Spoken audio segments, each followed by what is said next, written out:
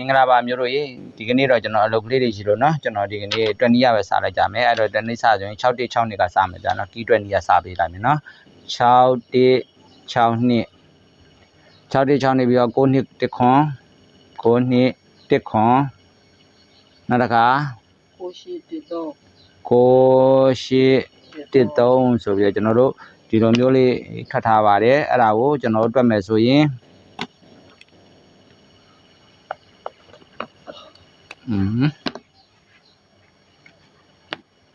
ဒီလိုတက်လဲဆိုတော့ဒီ6ကဲတဲ့ဒီ2ကဲပေါင်း8နဲ့1နဲ့ပေါင်းတော့9ပါတဲ့9ရဲ့ပါဝါ4ရဲ့နှစ်ခက်က2 9 4 2ဆိုတဲ့ကီး3လုံးဒီပြင်မှာထွက်ရမယ်တဲ့အဲ့မှာကျွန်တော်တို့ဘာထွက်သွားသလဲဆိုတဲ့အခါကျတော့2 3နဲ့2 3မှာ2တလုံးထိပြီးအောင်ခဲ့ပါတယ်6 3နဲ့6 3မှာတော့ကျွန်တော်တို့မအောင်ပါဘူးဗျ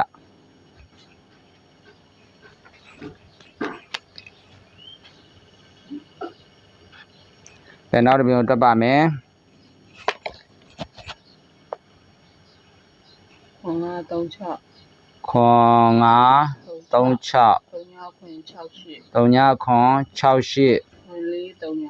ခွန်435ဆိုပြီးဒီလိုမျိုးကျွန်တော်ထွက်ထားပါတယ်အဲ့ဒါကိုတွက်မယ်ဆိုရင်ဒီ3ရဲ့တဲ့ဒီခွန်ရပေါင်းတော့3ညနဲ့3ညနဲ့ပေါင်းတော့3ညပါပဲတဲ့3ညရဲ့ပါဝါ9ရဲ့နှစ်ခက်က3 3ည53ဆိုတဲ့ကီး3လုံးဒီပြင်မှာထွက်ရမယ်တဲ့အဲ့မှာဘာထွက်သွားလဲဆိုတဲ့ခါကျတော့3 3ညတဲ့3 3ညမှာ3ရဲ့3ညရဲ့ထိပြီးတော့အခွေအနေနဲ့ထွက်ခဲ့ပါတယ်ညနေပိုင်းမှာတော့ကျွန်တော်တို့မထွက်ခဲ့ပါဘူးဗျ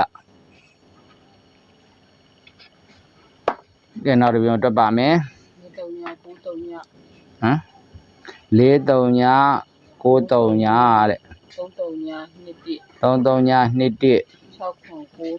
6ခွန်9နှစ်ဆိုပြီးဒီလိုမျိုးကျွန်တော်တို့ထွက်ထားပါတယ်အဲ့ဒါကိုတွက်မယ်ဆိုရင်ဒီ9ရဲ့ဒီ3ညရဲ့ပေါင်းတော့9နဲ့9နဲ့ပေါင်းတော့8ပါတဲ့8ရဲ့ပါဝါ3ရဲ့နှစ်ခက်က9 8 3 5ဆိုတဲ့ကီး3လုံးဒီပြင်မှာထွက်ရမယ်တဲ့အဲ့တော့ကျွန်တော်တို့ဘာထွက်သွားသလဲဆိုတဲ့အခါကျတော့4 3မှာ3တလုံးထိပြီးအောင်ခဲ့ပါတယ်1 4တဲ့1 4မှာတော့ကျွန်တော်တို့မအောင်ပါဘူးဗျ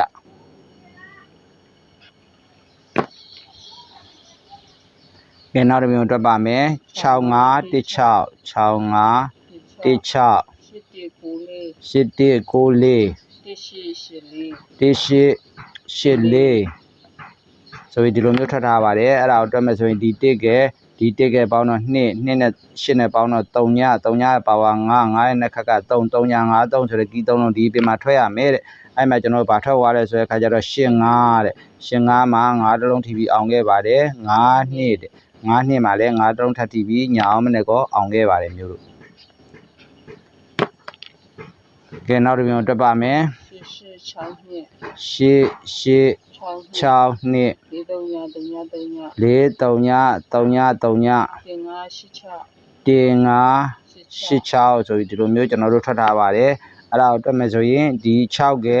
ဒီ3ညရဲ့ပေါင်းတော့6ဒီ8နဲ့ပေါင်းတော့4ပါတဲ့4ရဲ့ပါဝါ9ရဲ့နှစ်ခက်က6 4 9 6ဆိုတဲ့ကီး3လုံးဒီပြင်မှာထွက်ရမယ်တဲ့အဲ့မှာဘာထွက်သွားသလဲဆိုတဲ့အခါကျတော့69တဲ့69မှာ6 9အထိပြီးအခွေအနေနဲ့ထွက်သွားပါတယ်53နဲ့53မှာတော့ကျွန်တော်တို့မအောင်ပါဘူးဗျကဲနောက်တစ်ပြုံတွက်ပါမယ်6 5 1 5ဟုတ်လားဘာဖြစ်နေ6 5 1 5နောက်တစ်ခါ5 4 5 6 5 4 5 6 1ခွန်4ဆိုပြီးဒီလိုမျိုးကျွန်တော်တို့ထွက်ထားပါတယ်အဲ့ဒါကိုကြည့်မယ်အဲ့ဒါကိုတွက်မယ်ဆိုရင်ဒီ1ကဲဒီ4ရဲ့ပေါင်းတော့9ရဲ့ခွန်ရဲ့ပေါင်းတော့2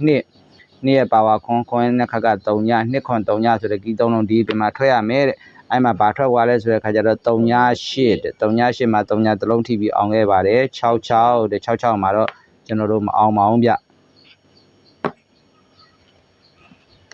နောက်တစ်ခါ4 4 3 3 3 3 5 39 3 5 3 9 3 8 2 4ဆိုပြီးဒီလိုမျိုးကျွန်တော်တို့ထွက်ထားပါတယ်အဲ့မှာကျွန်တော်တို့တွက်မယ်ဆိုရင်ဒီ3ညရဲ့ဒီ9ရဲ့ပေါင်းတော့9ဒီ2နဲ့ပေါင်းတော့ခွန်ရဲ့ပါဝါ2ရဲ့နှစ်ခက်က4ခွန်2 4ဆိုတဲ့ကီး3လုံးဒီပြင်မှာထွက်ရမယ်တဲ့အဲ့မှာကျွန်တော်ဘာထွက်သွားလဲဆိုတော့ခါကြတော့2 3မှာ2တလုံးထိပြီးအောင်ခဲ့ပါတယ်69တဲ့69မှာတော့မအောင်ပါဘူးဗျ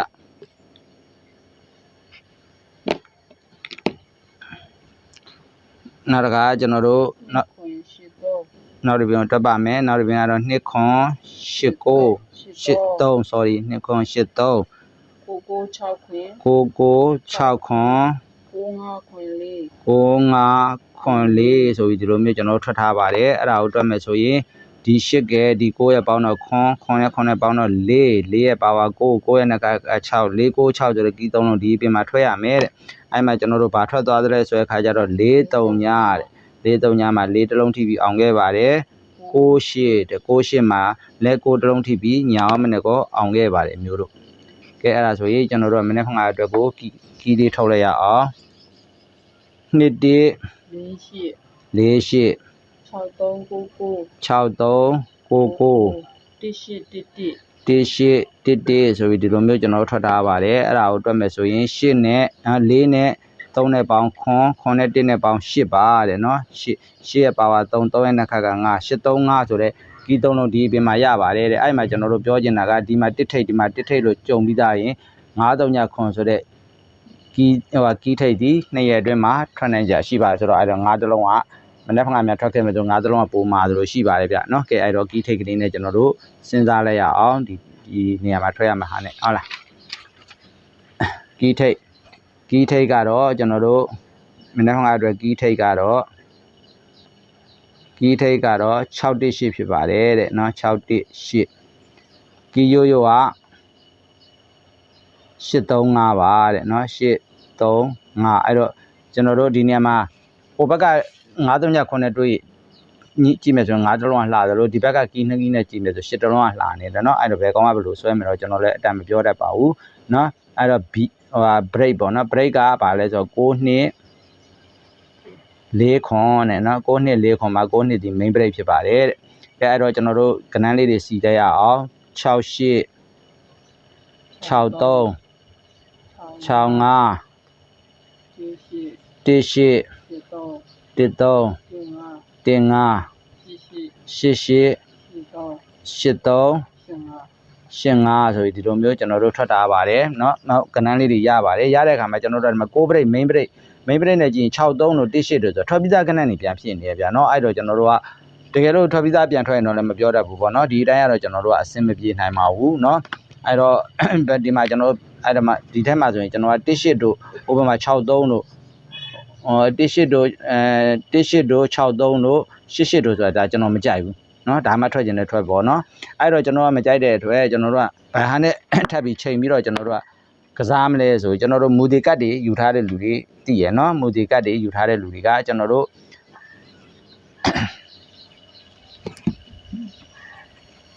အဲ့မှာမူဒီကတ်တွေထဲမှာဆိုရင်မနေ့ပိုင်းနဲ့တစ်ထိတ်တယ်မနေ့ပိုင်းတစ်ထိတ်ဆိုမနေ့ကတစ်ရှိထွက်သွားတဲ့အတွက်မနေ့ပိုင်းတစ်ထိတ်လို့ထွက်ပြီးသားလို့ရှိရင်6 1 4 9ဆိုတဲ့ပရိဟာတဲ့6 1 4 9ဆိုတဲ့ပရိဟာတဲ့3ရက်အတွင်းလာနိုင်ပါတယ်တဲ့အဲ့ဒါတစ်ပိုင်းเนาะနောက်တစ်ခါကျွန်တော်တို့ဘာရှိသလဲဆိုတဲ့အခါကျတော့အပူအဲ့မှာကျွန်တော်တို့ဘာရှိသလဲအပူစင်းပြီးရင်2 4 9 6ဆိုတဲ့ပရိကတဲ့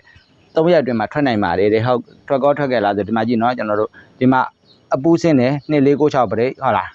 50 95ဆိုပြီးထွက်တယ်40ဆိုပြီးထွက်တယ်เนาะ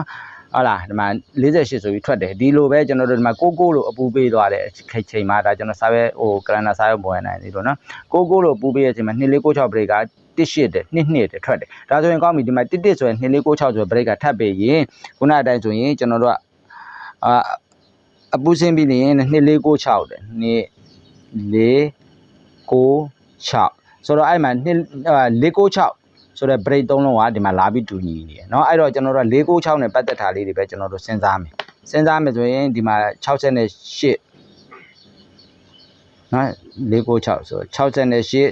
13 15เนาะဆိုတော့ဒီ3လုံးပဲရမယ်ဟုတ်လား68ကဲ13ရယ်15ရယ်เนาะဒီ3လုံးပဲကျွန်တော်တို့ရမယ်ဟုတ်လားဘာလို့လဲဆိုတော့ဒီမှာ649 649 break เนาะ649ဟုတ်တယ်649 break နဲ့ပဲကျွန်တော်တို့ကပို့ပြီးတော့เนาะဒီနှစ်ခုလုံးတွားညီတာ6ကဲ4ရယ်ဒီမှာ9ရယ်649ဆို break ကတွားညီရတဲ့အတွက်649နဲ့ပတ်သက်တာကိုကျွန်တော်တို့ဦးစားပေးပြီးယူမယ်ဆိုရင်61 68 18 15ဖြစ်တယ် တစ်3တင်5ဖြစ်တယ်နော်ကျွန်တော်ကဟိုဘက်လှည့်လှည့်ကြည့်ကျွန်တော်ပြောတော့မှားတာလေးပါတယ်ဖွင့်လို့နော်အဲ့မှာကျွန်တော်တို့ကကတ်ယူတဲ့လူတွေပေါ့နော်ကျွန်တော်ပြောချင်တာကတ်ယူတဲ့လူတွေပြီးခဲ့တဲ့ဘက်ဟိုမှာဆိုရင်လည်းဥပမာပေါ့နော်ကတ်မှာဆိုရင်ကျွန်တော်တို့ကပိတ်ရက်ရှိရင်တဲ့နော်ပိတ်ရက်အဲ့ဒါလေးတွေကအမြဲတမ်းနော်ဒီမှာကြည့်ကျွန်တော်ဟိုကလန်နာစာဘက်ကမရှိဘူးဗျာစာဘက်နဲ့ပဲကျွန်တော်ရေးထားတာပြမယ်ဥပမာနော်ဒီမှာပိတ်ရက်ရှိခဲ့တယ်ဒီမှာလည်းပိတ်ရက်ရှိခဲ့တယ်ဒီမှာပိတ်ရက်ရှိခဲ့တယ်ဒီလိုပိတ်ရက်ရှိပြီးသွားရင်တဲ့sorry ဒီမှာပိတ်ရက်ရှိတယ်ဒါပိတ်ရက်တွေဗျာနော်ကျွန်တော်နည်းစာရွက်တွေနဲ့ရေးထားတော့ကျွန်တော်ဟိုဟာလေးတွေဖြစ်နော်ဒီလိုပိတ်ရက်ရှိရင်တဲ့ဒီလိုပိတ်ရက်ရှိရင်ဒီဘက်မှာတဲ့ဗာလဲဆိုတော့125ခွန်8ဆိုအခွေထွက်ရမယ်တဲ့ဟုတ်ကဲ့ထွက်ခဲ့လားကြည့်ရင်ဒီမှာ1.5ဟုတ်တယ်နော်1.5ဆိုပြီးထွက်တယ်နောက်တစ်ခါကျွန်တော်တို့ဒီမှာပိတ်ရက်ရှိပြန်ပြီတဲ့ပိတ်ရက်ရှိရင်ဒီအပင်မှာတဲ့1.5ခွန်8ဆိုအခွေထွက်ရမယ်တဲ့ဟောဒီမှာ1.5တဲ့1ခွန်တဲ့ဟုတ်လားထွက်တယ်နော်နောက်တစ်ခါဒီမှာကျွန်တော်တို့ပိတ်ရက်ရှိခဲ့တယ်နော်ဒီမှာပိတ်ရက်ရှိခဲ့ပိတ်ရက်ရှိခဲ့ရင်ဒီအပင်မှာ1.5ခွန်8ဆိုအခွေထွက်ရမယ်တဲ့ဟဲ့မှာ1.2ဆိုပြီးထွက်တယ်အဲ့ဒါဒီမှာပိတ်ရက်ရှိပြန်တယ်တဲ့ဒီမှာပိတ်ရက်ရှိရင်ဒီမှာ1.5ခွန်8ဆိုအခွေထွက်ရမယ်ဆို1.8ဆိုပြီးထွက်တယ်နော်အဲ့ဒါလေးတွေကြတော့ကျွန်တော်ကတ်တွေယူထားပြီးတော့အဲ့ဒါလေးတွေကျွန်တော်ဒါတွေကတော့ကျွန်တော်အများနဲ့သတိမပေးနိုင်ဘူးဒါကျွန်တော်အခုကျွန်တော်ပြောပြနေရကိုလိုက်မှတ်ရင်မှတ်ထားလိုက်နော်ကျွန်တော်ကတ်ဝယ်ခြင်းတဲ့လူတွေကြတော့ကတ်ထဲမှာကတ်ဝယ်ထားတဲ့လူတော်တော်များတယ်ဗျာကျွန်တော် friend တွေမှာတော်တော်များတယ်အဲ့ဒါလေးတွေကဟိုပါပေါ့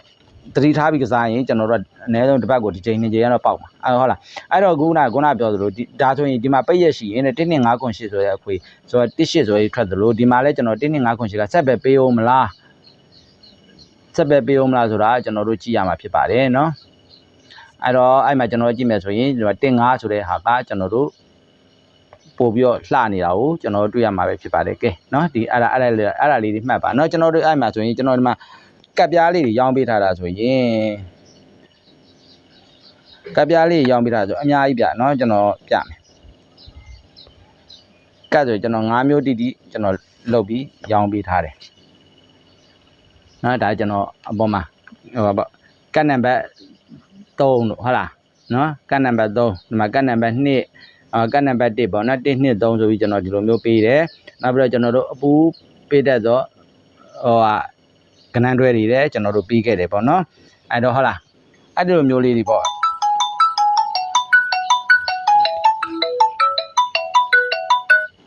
အဲ့တော့ကျွန်တော်တို့အဲ့ကနန်းတွဲလေးတွေကိုပြီးခဲ့တာလေဟိုဟာအားလုံး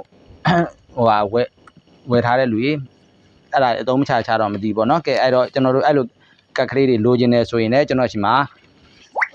လာရောက်ပြီးတော့ယူမယ်ဆိုယူလို့ရတယ်เนาะကျွန်တော်မများဘူးတစ်ခါကမှ9000နှုန်းနဲ့ကျွန်တော်ရောင်းပေးထားတာเนาะအဲ့ထက်မှအများကြီးရသက်ပံအသုံးချလို့ရတဲ့နီးတွေကြီးပဲကျွန်တော်ပေးထားတာเนาะကဲအဲ့တော့ကျွန်တော်ဒါလေးတွေပြောပြခြင်းမှာကဲဒီနေ့တော့ကျွန်တော်ရဲ့ဗီဒီယိုတင်ဆက်မှုတွေကဒီလောက်ပဲပြပါတယ်အားလုံးစိတ်ချမ်းသာခြင်းကိုယ်ကျန်းမာခြင်းနဲ့ပြည့်စုံပြီးတင်เนาะမနေ့ကထွက်မဲ့ကဏ္ဍနေမှာတော့တင်ကဏ္ဍနေနဲ့အောင်မြင်ကြပါစေလို့ဆုတောင်းပေးရင်ဒီကနေ့ဗီဒီယိုဖိုင်လေးကိုဒီမှာနေမဲ့အဆုံးတတ်လိုက်ပါတယ်ဗျာ